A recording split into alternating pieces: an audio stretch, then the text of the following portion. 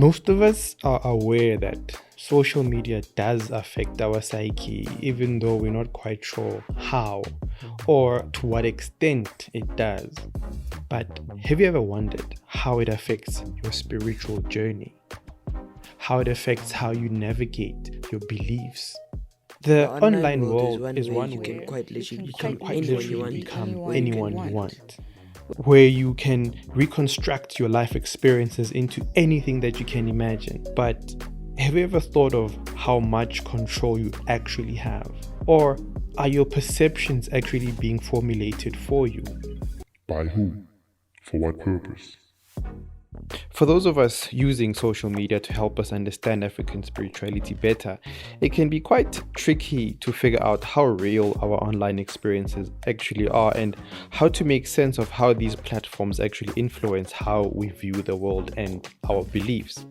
This is a two-part series, and in this particular episode, to get a better understanding of how social media works, I spoke to Katleho.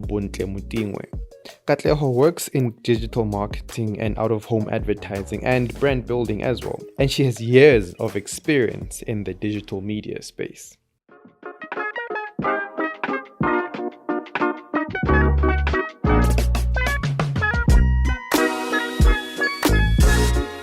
Basically, this whole episode is about African spirituality and technology.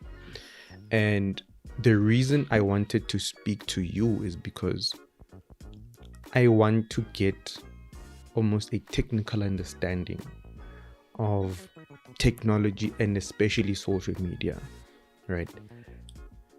The reason for this is that I want to understand almost as brutally honestly as I can what is it this world that I'm in, right? I want to understand how social media shapes our world.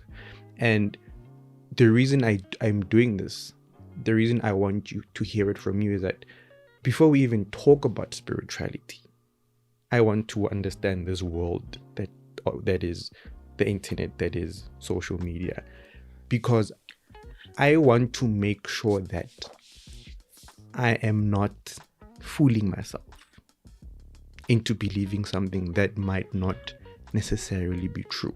I think the question there is, what is your belief in a sense that if you say you don't want to be fooled into believing something that's not there, the question is, what is your belief? The example that I want to give you is the Capitol Hill riots in America. Yeah. And a big part of the people who went there are believers of this, I suppose, movement called QAnon, right? And the basic breakdown of it is that QAnon people or believers believe that Donald Trump is some kind of a god. Yeah. And he's supposed to bring about some kind of biblical change in America. This whole movement started and exists online. So it sort of shows the power to which the engagements that we have online can lead to real life consequences, or people can actually live in a world where they have convinced themselves of something that might not necessarily be true because they have not understood the mechanisms of how social media works and how the internet works. So I want to make sure that I, as someone who is embracing African spirituality, am not being shortcut by the mechanisms of social media into believing that African spirituality might be truer than it actually is or bigger than it actually is. You see what I mean? I want to make sure that I am very aware of what it is that I'm navigating through, and I'm aware of how it works, and I can jump or sort of see when the mechanism of it is at play. You understand? So it's like what happens on Twitter, actually, and funny I speak of Twitter, is the trend of manifestation and how it started. Yes. You know what I mean? Yes. If you look at, I don't know who started it, but I know it's there, right? But if you look at that world, so maybe let me backtrack. So social media is obviously a big space to play in, which is the internet, Yes. right? Social media is good and social media is bad, and I'm going to use simple English in this instance so that everybody kind of understands what we're talking about. There's social media for business, there's social media for social, there's social media for whatever people want to use it for. And you will start seeing, and this is something I became cognizant of, and I don't know if because I work in the digital space and I'm always kind of looking at trends and what people are doing and so forth, but when we as the millennials, right, woke up to our spiritual callings, it became a topic of kifeshin. We're doing it for people, we're doing it for the streets, we're doing it for the gram, we're doing it for everything. Why? Is because we're so used to using social media for everything that we do in our lives, and people couldn't really divide the two, which is the spirit and the technology. Ne? Now, the question that came was, is technology bad for this journey that people are going through, and why are people posting on social media, right? Then the other conversation popped up of because fashion, everybody now is getting into it. We're seeing more of it on social media. We're having conversations on social media. We have izangoma and prophets and healers or everybody else now on social media doing webinars, creating groups, creating pages, talking about these things willy-nilly, you know what I mean, and so forth. And all of that is just overwhelming for a new world, because you could literally say that was a new world that came into social media spaces, right? Now you can't take that away and you can't take it back, because the reality is that social media has become a very big part of our lives. There are people that use more of it, there are people that use less of it, there are people that are just in between, and it's just social media. But I think the biggest lesson here for me is being as open and honest about the things that we do. And it's unfortunate that in terms of the spiritual world, you can't tell motu hore oskabangaka ibangaka, you can't be a healer, you can't be a prophet, you can't do this, you can't do that. And unfortunately, the cons of social media is that whether people lie or not, we are not a Jesus to come and tell you whether you're lying or not. We are not prophets as well to say, but mutomaka, this is not their gift, this is what. And people take advantage of those situations. And now basically,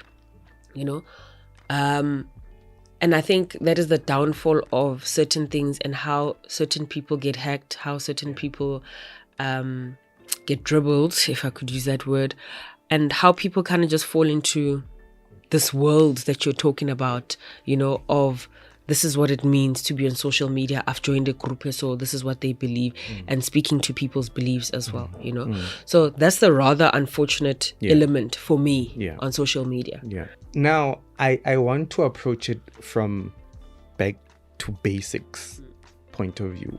Like, let's strip it all down, because I think we're functioning on a level where we assume that we are all thinking about the same thing when we're talking about social media and how it functions. So I just want to establish a base.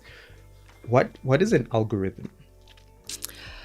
An algorithm is, I want to make it easier, Please, so that the next person understands. please. So I'm going to say it's a tool. And the social media gods are probably going to kill me for it and everything else. But to simplify it, it is a tool that is sitting on an operating system somewhere, that listens, or rather tracks activity, online activity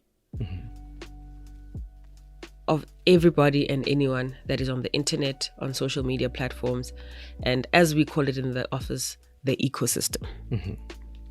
So that's how you can think of it. If you literally think of an algorithm, it's a tool or something that sits on an operating system that tracks and listens to anything and everything you're doing. I'll give you an example. I don't know if you've watched The Great Hack, but I remember it trended a lot during lockdown, and people were talking about it, and people were kind of shocked at the findings that came and the insights that came with that.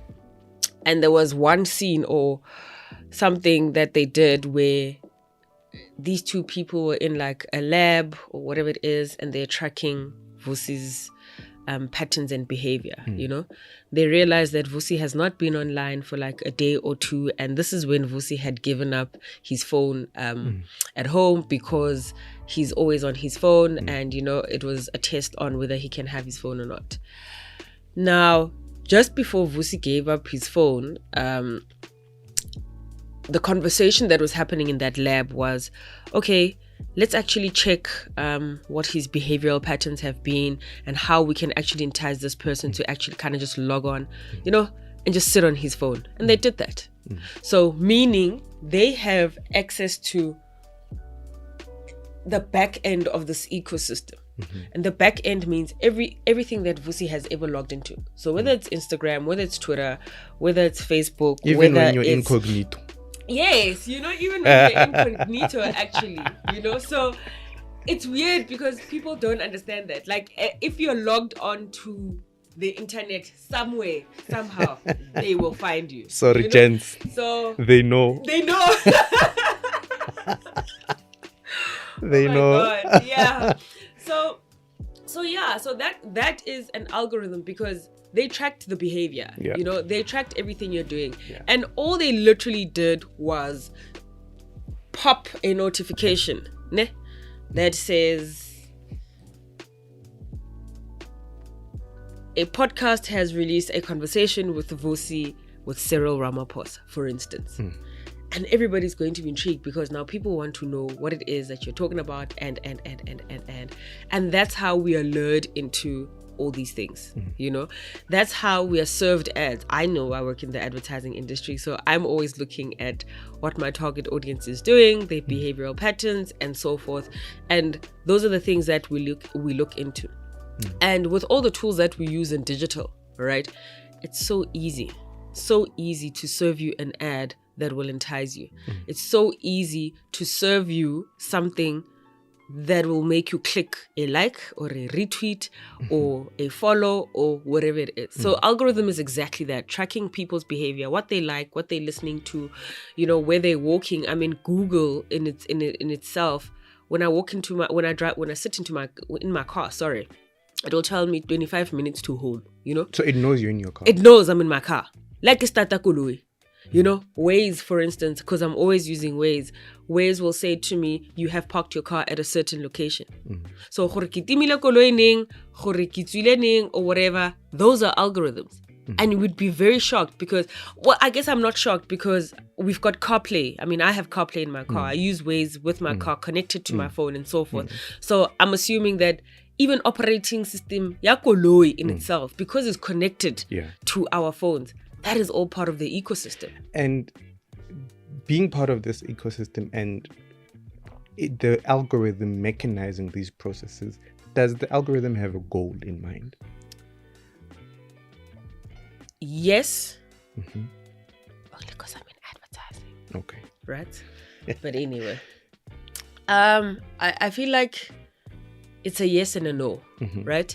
The yes in a sense, because of advertising, right? We are obviously looking for what the consumer behavior, and we want to know where you're sitting, what you're doing, with who, how, and so forth, and because we actually live in a world where everything is sold to you.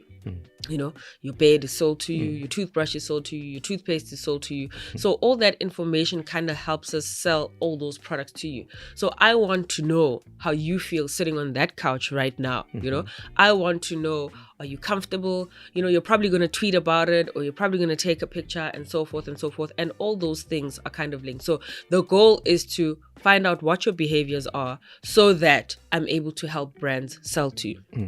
The no for me is also no, in a sense, they don't always kind of get it right, you know, of what it is that you're doing or you're searching and what your behaviors are and so forth and so forth, you know.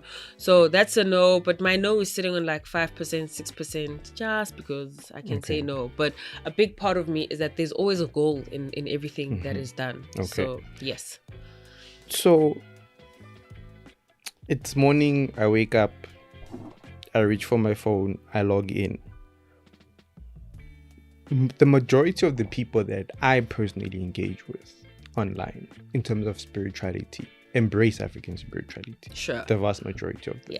Yeah. I very rarely get into fights with people who sort of talk it down, or I go after them and say, you know, or defend it or whatever. You know, it's a pretty comfortable space, or it's a pretty comfortable environment for me and my personal beliefs.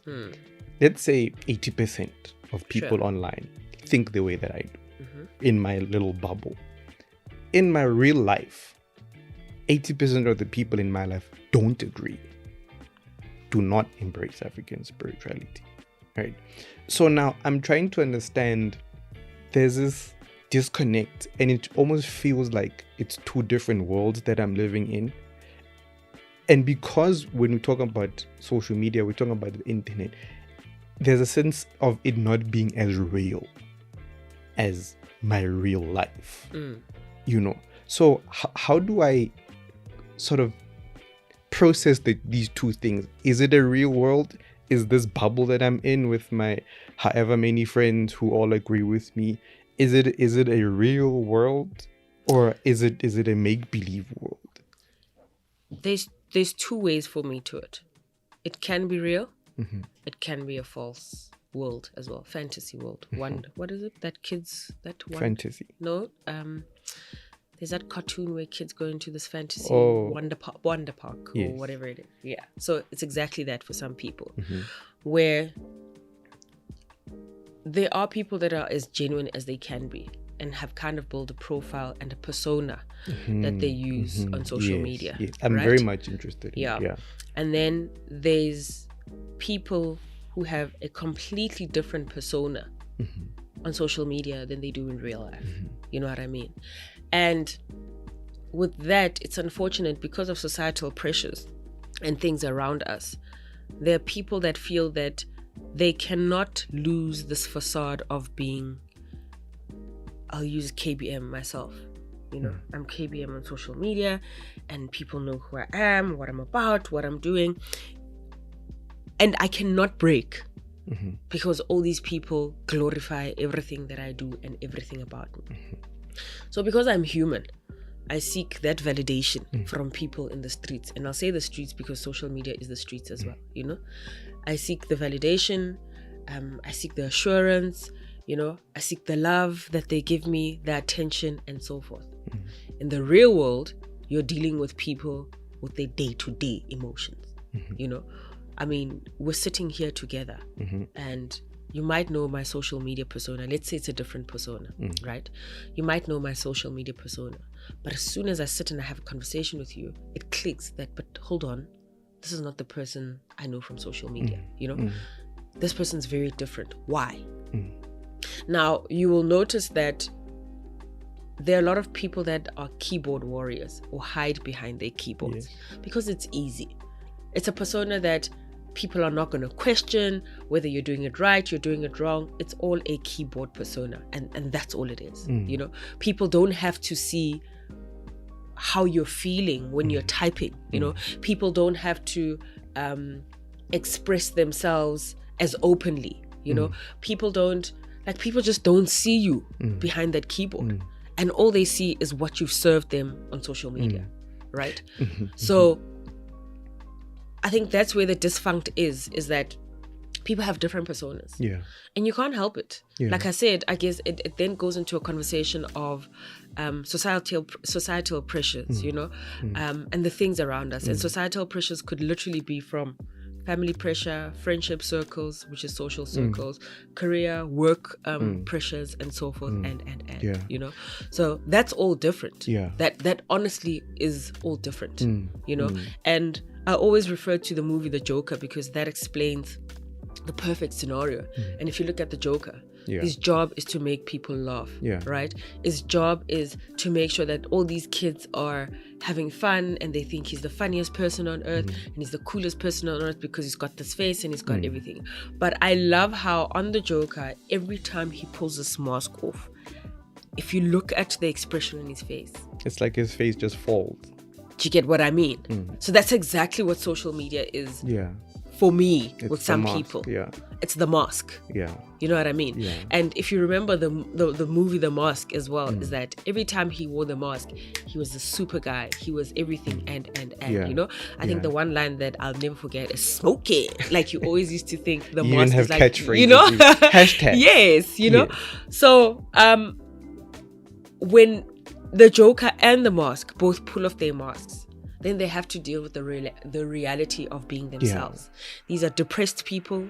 These are people, and I think depressed means you're going through the most. You're going through everything, All the time. you know, that you possibly didn't imagine. You know, Yeah. you have to deal with your emotions. You have to deal with your feelings. You have to deal with the people around you. You have to deal with your thoughts, and there is so much that you have to deal with. Yeah. But you are drowning in yourself. Yeah. But because you must go out to the world again, Yeah. because you must be present again, Yeah. what are you going to do? You're going to wake up, wear a mask, and your life carries on. This is so critical because it makes me think of most of us get our learnings on spirituality online. Yeah. And most of us are lazy to go read. You know, we just log on and we watch that video from that channel or go to Instagram live or what, you know, or read up on, or, you know, a post that someone posted. A lot of us follow people, right? We're getting our information from Mkhulu Banbani, Gogo Banbani, you know.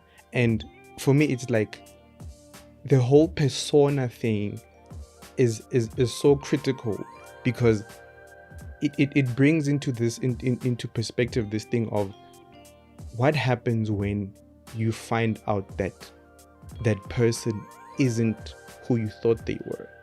I'll give you an example because for me it falls into the world of cancel culture, right? I'm actually doing research on cancel culture. Cool, you know. And I'll give you the example here, R. Kelly. Yes. Yeah.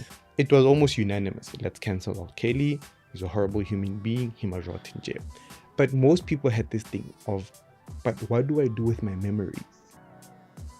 You know what I mean? What do I do with all those moments where his songs carried me through? You know. So in when you're speaking of personas, you will be following this Gogo for the longest time. For the past 3, 4, 5 years, they have been the one person that you sort of seek guidance from, even though you don't talk to them personally, right? A lot of your understanding of spirituality is based on them, on what they have shared with you. And then it comes out that, you know, Gogo Banbani did this, or Mkhulu did this, cancel. And then I'm here stuck with this information that I have based a big part of my life on, and I don't know what to do with it. I think the biggest lesson for me and what Ubaba taught me is that, and Ubaba being my spiritual mother, father, however people will define it, is that we should never forget that we are also humans. And the spirit means we are being carried by other people, right? Other people who've also done their own worldly things. Other people who are also going through their most wherever they are. And being the spirit does not mean you are perfect. Do you understand? Being in spirit does not mean you are the Alpha and the Omega. Being in spirit does not mean you are a God. You are a human being who is just a messenger sent or being carried by those that are carrying you. My rendition of it. right? My understanding of it. Now, the problem for me comes from a point where when people don't fully understand what it is that they're going through, or when they fully don't understand what this world is about. So that to a point you're going to ugogo spanban or umkhulu spanban now do something and they mess up. We forget that those people are humans. But because we've put them in this world, we've put them in a world where we think they are gods, and gods can never make mistakes. And that's the biggest problem for me. So I think an education element, and I think in everything that I've done, it's weird because this past week to me has literally been about educating yourself on everything that you're doing, right? And I think the biggest part is educating our people about what the spirit is. Because if you think about it, I had a conversation with my mom about this. And all my mom will say, Mom, somebody sangoma nanan. Hey, imoye mibi. Hey, in. Hey. Whereas in her own world, she grew up with certain teachings that have got to do with the spirit and culture and religion, all these things mixed up together, you know.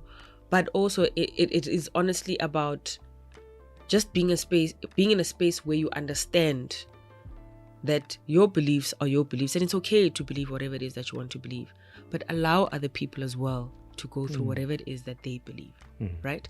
And when those people make mistakes, they are not the devil, if I were to call them that. And it doesn't invalidate what it doesn't invalidate whatever it is that they did or what they taught you or what you learned. We are human. Guys, we have CEOs that get fired. Does it mean that all the things that your CEO or your leaders or your managers or whatever, all the people around you have taught you is invalidated because they've messed up? No. There's a lot I learned from my ex-husband. Shitloads. You know, everything that he's done or everything that we've been through does not mean I did not learn the lessons that I needed to learn at whatever particular point. It's just the choices that we both decided to make to say, you know what, okay, sharp, it's not working. But when you sit down and you think about it, there are valuable lessons that we learned in the things that we did learn. So the same with spirit. I mean, there are people that walk in here and they go through the whole journey and then they decide with yo, merwalo e ya nkimela, bekisi. So do I cancel you because you've then now decided to take a different path or a different journey? I can't. Instead, I think in growing up also and in having conversations and being engaged with people is that you start learning that not everything is about this cancel culture that we talk about. What are your thoughts on cancel culture? Sure. It's funny you asked me this. I was sitting in a meeting 2 days ago. But I was speaking from brand perspective. Yeah. Look, I think, again, it goes back to education. People are allowed to express whatever it is that they want to express. Everybody, I mean, what is it? Freedom of speech. Guys, we're allowed to say whatever it is that we want to say, feel the way that we want to feel. I just feel that at times, because we say things out of emotion, we're not able to kind of think about it, you know, ask the whys, the hows, the whens, you know, and all of that. And I guess it's normal, you know, it's human behavior to go through the emotions at that particular point because they're high and, you know, you're fighting for a cause and you're fighting for your people and the beliefs that you have and so forth. However, it is also very important as well to kind of sit on the line, you know, on the fence and figure out what both sides mean or what's happening on both sides, you know, before you actually get to a point where you make a decision and you're like, you know what, actually I'm cancelling Smang Mang or whatever, you know. You spoke of something very valid, R. Kelly. Guys, we can't take away the fact that R. Kelly gave us great music. We honestly can't. You know what I mean? For many years, you know. Yes, we do not agree with all the things that he's done, but the reality is that he was a talented man who gave us great music. You know, there's a trend now happening around Black Coffee being an abuser and. The reality is that he's a great DJ. He's given us great music. You know, what do? Do we cancel Black Coffee as well? You know, again, there's something I'm thinking about now. Why have I forgotten it? Jesus. But it's all around cancel culture. You know, it's all around it's so the cancel culture for me would be, I would cancel men completely if it were up to me. Because we get killed by men, we get abused by men, we get there's so much to actually speak about. But how do we handle all those things? You know what I mean? So it becomes a really open topic, you know, and I kind of don't want to get shot for it, but it becomes a really open topic on why are we canceling? You know, what does cancel culture mean? You know, how do we work around cancel culture? How do we handle cancel culture? You know, what happens when now somebody must be cancelled? You know, do we forget, oh, okay, smang mang abused smang mang because they went to court or whatever it is, or if there's no, because our justice system is so bad, if that person is not arrested, if that person doesn't get beaten up or whatever, like, do we cancel that person? Do we forget about them? Do we carry on listening to their music? Do we carry on supporting them, going to gigs? You know, even just a vusi, and I'm not saying you're an abuser or anything, but if you were to do anything out of your norm, does that mean we don't listen to your podcast? Does that mean we don't speak to you? Does that mean we just don't engage with you? What is it that we actually do? You know, I mean, even your friends, because that's a question I ask around men, to say men are doing all these things, but the people around them will still talk to them, they'll still support them, they will, like, life just carries on. So what are we actually cancelling? Who are we cancelling? It's actually very critical that you know, it's very important what you bring across, because especially for men to be aware of this, and I think any normal sane man is very much aware of the extent or the seriousness of cancel culture, especially if you're intending on becoming something big. You know, I think, when was it last year when the lists were coming out, you know? And I remember having a conversation with a friend of mine. Just before COVID. And the list were coming out. They were coming out at 2:30 in the morning. There's a list. The list is growing, you know. And I remember having a conversation with a friend of mine. It's like, most guys are like, yo, all of us were forced to look at our history. All the way from primary school, you know. You had to have a review of all your girlfriends, you know, all your situationships, all your encounters, all your this, like, hey, is there someone who's gonna come out and say, my boss was actually on that list, a previous boss actually. So now that you speak about that, we were in Cape Town when it came out, and the screenshots started coming in. I'm sure nearly 12 or nearly 1. This is it's always in the morning, like, it's always in the middle of the night. When we woke up, he calls me and he says, Bundle, check your WhatsApp.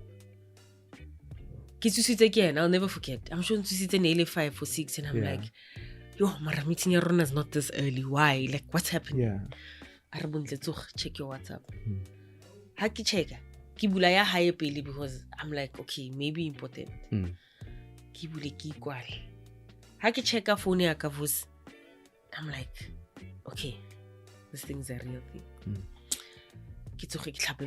I call him back and I'm like, okay, I don't know, I'm at my hotel because we were at different hotels. I'm like, okay, do you want us to have early breakfast? What do you want to do? Let's, you know. My other directors were also in Cape Town, and one was landing. So we all go meet at the main hotel where the meeting is and stuff like that. We spent, I think, the first hour or 2 of the morning trying to figure out who would have sent a thing like this, the name. This person speaks of some of his characters, things that he would potentially say, you know. And it was funny. So the description fits. Yes, it was funny then, because I'm like, Joe, but I can say this thing about you because this is you. You know, like, we all know that this is you. But for this person to be brave enough to go put it on Twitter, umenze, dude, from, hey, we sat down. You know, we're like, okay, but could it be, who were you dating recently?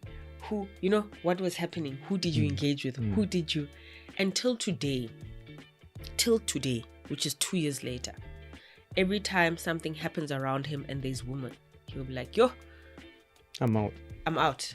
I keep out to jwetsa ke rapile, ke tshwere mang, ke abusitse mang verbally, hey. And I swear to God, it has sat with him ever since. It has sat with most of us. I don't know if women actually know this. That period, it stayed with most of us. Whether you are guilty or you're not, you had to sit and think like, yo, there was one time after the club and everybody was drunk and nobody knew what happened and this and this and this, and then you're not sure, you know what I mean? Yeah. I think all of us, not all of us, if you are a conscious person, a self-conscious person, you have to think about it. What it brings across as well, what it brings up is that, for me, the feminist movement has found a lot of power online. Sure. Probably more than any other movement. Yeah. In terms of the period, the length of time it has sustained itself. You know, there have been political movements, you know, there was the Arab Spring, there was this, there was that, which were things that sort of were boiling and then got to a peak and it exploded into the streets, and then after that it died down again. Whereas the feminist movement has been very much sustained with it has had very solid, what do you call hashtag? What do you call the movement? There's Me Too. There were, you know what I mean? So it depends on what the hashtag is about. Yes. So you can call. So for example, BLM is a movement, and we can't move away from it. Yes. So it all depends on Yes. what that hashtag is about. What is Some it of them about- are literally just campaigns where a client is running a campaign or somebody's doing something. Yeah. So it just depends. What is it about the feminist movement that has given it so much power through online? What is it that about the mechanism of social media that has given Women it so have much always power? wanted to be heard, you know. I guess it goes back to societal pressures and culture and everything else that is us, you know. I'm not a feminist, but there are times when my feminism comes out, you know. I guess I'm human. Is that women want to be heard, you know, and because we're now living in such a vile world, you know. Now we're living in a world where men cannot protect us, whereas the narrative growing up is that men are providers, they're protectors, and so forth and so forth. I think it comes and it stems from that, you know what I mean? And again, because social media again is literally you behind the keyboard, you are able to express and say whatever it is that you want to say, because you want to be heard, you want to be seen, you want people to notice you as well. And I think from that, with everything that's been happening around men in society, this is why feminism has gotten to a point where the traction never dies down. You know, if you look back in the years, we never used to have, I'll call them celebrities, right? Celebrities who are feminists who would speak forward, and now 60% of them are. You know what I mean? Where does that come from? Why are they vocal now? Why did we not have these conversations when we joined Twitter in 2007? You know what I mean?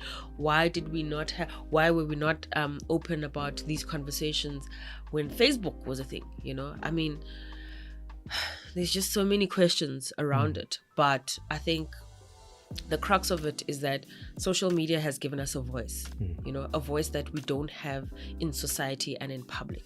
You know, if I walk into the office now and all my directors and all my seniors are here, Bona, I'm probably, well, not me, but as an example, is that I probably walk in and I probably wouldn't say half of the things that I want to say or act the way that I want to act. Why?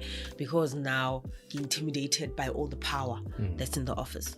Whereas on social media, I don't give a fuck who's who, because all of us have some sort of power on social media. You know what I mean? And again, it speaks to the personas and the personalities of who we are as people and so forth. And I'm a person that is very open, and I can walk into a room of 1,000 people and say what it is that I want to say. You know what I mean?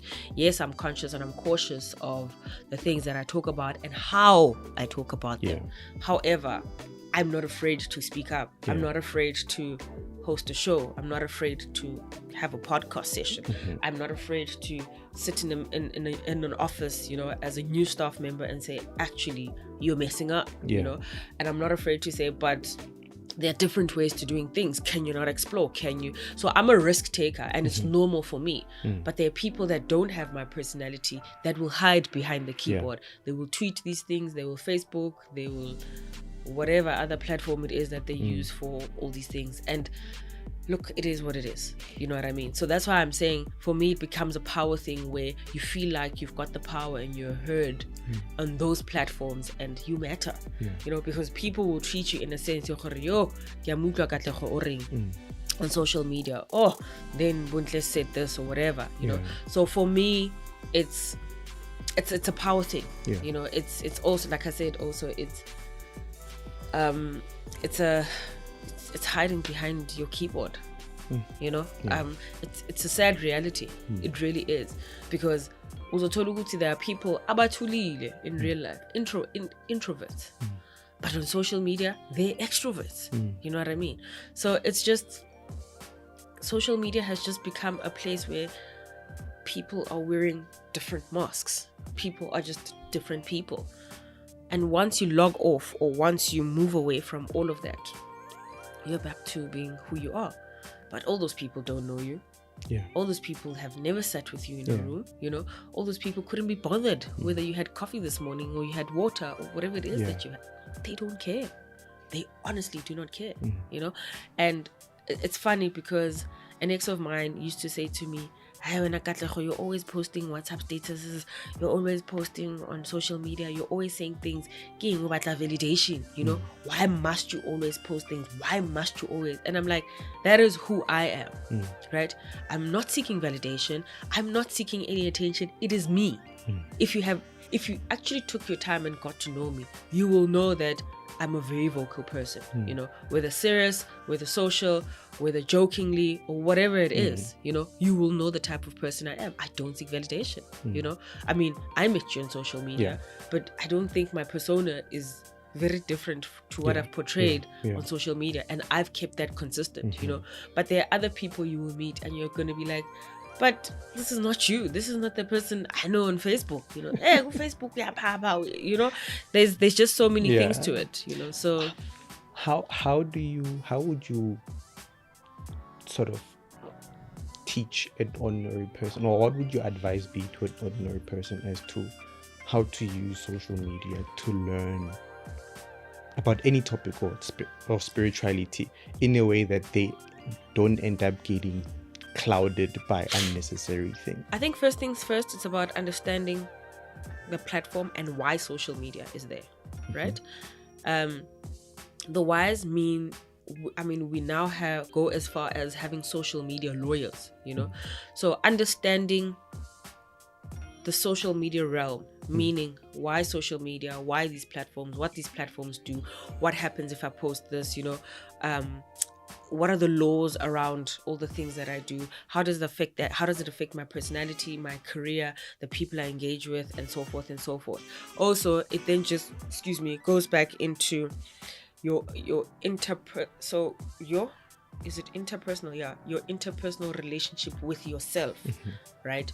Meaning, who are you? What are you driven by? What do you want? You know, how do you block out the noise? You know, so it's a psychological thing that goes on. You know, I haven't finished the book because you can't finish that book. You know, it's a book called Surrounded by Idiots, and it speaks about the four elements of a human. So the different colors: the red, the yellow, the blue, and the green. You know, and if you are a red, you're a certain type of person. If you're a blue, you're a certain type of person. If you're a green, you're a certain type, and if you're a yellow, you're a certain type. So also, it is just understanding yourself. You know, you'll never get yourself right. I mean, in communication, you're also taught about the 4 windows again of a human being, or rather on communication, and there are things that other people will teach you about you. And just as people, we need to be open to all these things, because we're now living in a fast-paced world, you know. So that means I need to listen more than speak more, you know, because listening more will help me understand why people commit suicide because of societal pressures, being social media, you know, why people feel the pressure of wearing the Gucci, the LV, why people now feel the pressure of having to go hire these things for Instagram, you know, why people, I mean, we had that trend where these girls were pimps and whatnot because of social media, you know, and now then there was makeup, and then there was all these things happening, you know. So it's just going back and tapping into those spaces to say, who are you? You know, what is your why? You know, I think once we're able to answer our whys in life, it also kind of makes it easier to then carry out the hows, you know. So I think my parting message in all of this is that be true to yourself. As hard as it is, self-love is not an easy thing. I can tell you that for free. It's we preach self-love, we talk about self-love, and self-love is not bubbles and rose petals and all of that nonsense. It's all part of the of taking care of yourself. But the biggest self-love for me is very emotional and mental, because I guess the mind and the heart work together some way or the other. So that's what it is for me, because once we take care of our mental health, and I know that is mental health month now, April or May, somewhere there. I don't know which month it is. But we talk a lot about mental health because of the things that are happening in our society. That for me is the beginning of self-love. Once you are able to kind of figure things out and go through things and so forth, you start loving yourself more, And I'll give a personal example, and people always wonder why I talk about my personal experiences, but I talk about things just openly. Is that I was in a relationship with this guy and everything was great, you know what I mean? And I think the lesson about self-love came from that, again, to say, because I've been in an abusive relationship before, right? I promised myself I'd never go back there. And I was like, I'm not gonna let social media fool me, whatever. I need to heal, I need to deal with that. But I did go through the pressures of social media, because Mang Liana did this, and they did that, they spoke to Mang, but I had to learn to block out that noise for my own reasons. And when I was in this relationship, this person was going through a lot of grief and a lot of emotion and whatnot, to a point where we were arguing, and he literally pulled his hand across, slapped me on my chest, and I was like, I'm not staying for all of that. Mind you, in your head, you know what I mean? I mean, you can talk through it, you can work through it, but my self-love was, I'm not going to make excuses for the next person on why I'm klabil. You get what I mean? I'm not going to make excuses for the next person, why did they react the way that they did. My self-love is, Katleho, you're going to walk out of this thing, because you're not going to have to make excuses. You're not going to have to deal with the next slap. You're not going to have to deal with these things, because what it does is that from my previous experiences, but because I don't want to go back to that hole, yes, I'll forgive you, but a part of me loving myself means I need to do better for myself. I'm not going to stay in spaces where I've experienced look, it is abuse, but whatever white people want to call it, because English is such a broad thing and everybody wants to define what abuse is, so that's where self-love begins, guys. And I think the lesson there is, what do I want for Katleho? How do I grow for Katleho? If I'm going to use social media, what content do I choose to consume? You know what I mean? And if I've consumed this type of content and it's confusing for me, which is the spirit again, do I go back to people who know more? Because they don't know more than what it is that they are gifted with. Social media is a beast. The internet is a beast on its own, and we cannot control it. However, we just need to be cognizant of the things that we are consuming. So to your point again, and I know I kind of derailed there, is that let us educate ourselves on whatever topics. So even the spirit world, read whatever it is that you're going to read. But if you're able, consult your elders, consult people you feel you can trust. Trust is a thing. It's an instinct also. There's certain things you feel where you're like, let me go ask this person. But because of pressures, we're like, we want quick wins. We want quick solves. And social media has done that for us, So there's a lot to unpack, basically. Thank you. You're welcome. Thank you so much. You're welcome.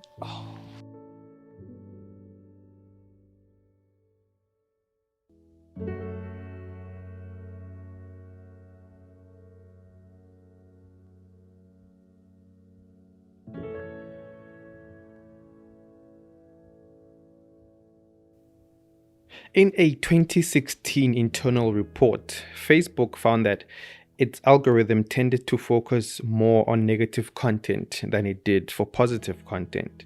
And this is because the algorithm found that negative content actually generated far more engagement than any other form of content on the platform. What this in turn meant was that the more divisive the content, the more harmful, and the worse it made people feel, the more money Facebook actually made.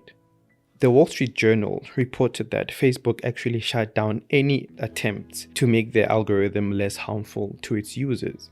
The reality that we are facing is that spirituality online is not immune to the functioning of social media. Just because it relates to something that me and you define as sacred does not mean that it will not be affected by things like misinformation or being exploited by people who just want to make a name for themselves. And it also doesn't mean that the social media algorithm will not use harmful content related to spirituality in order to keep you engaged and therefore make money for the platform. I think that it's important to understand that your journey into spirituality cannot start when you log on to social media and stop when you log off.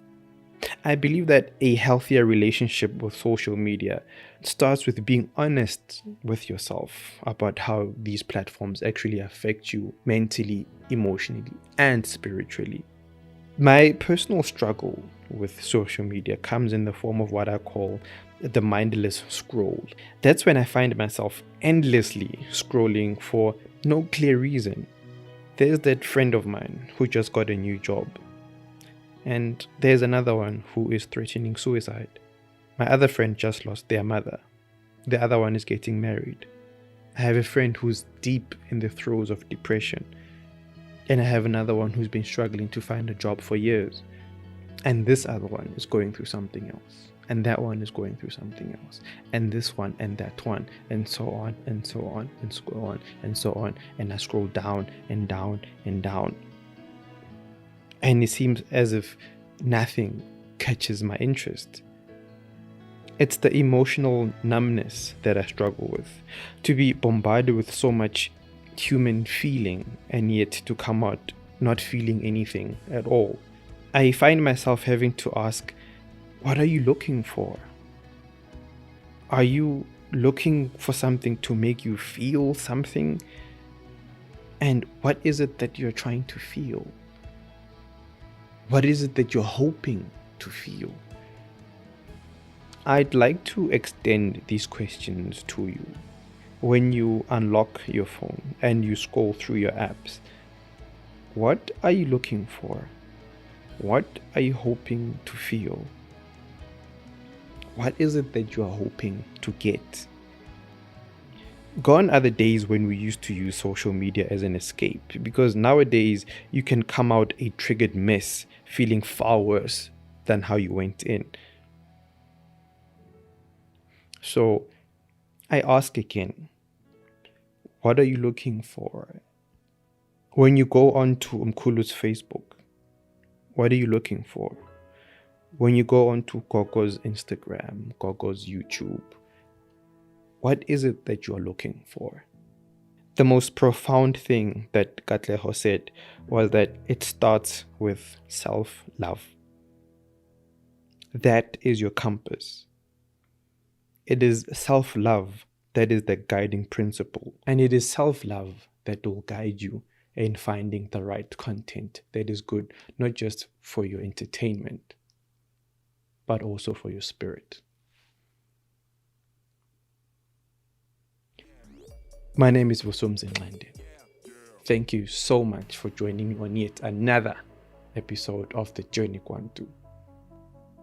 I wish you light, I wish you courage, and I wish you all the best on your journey. Makwande.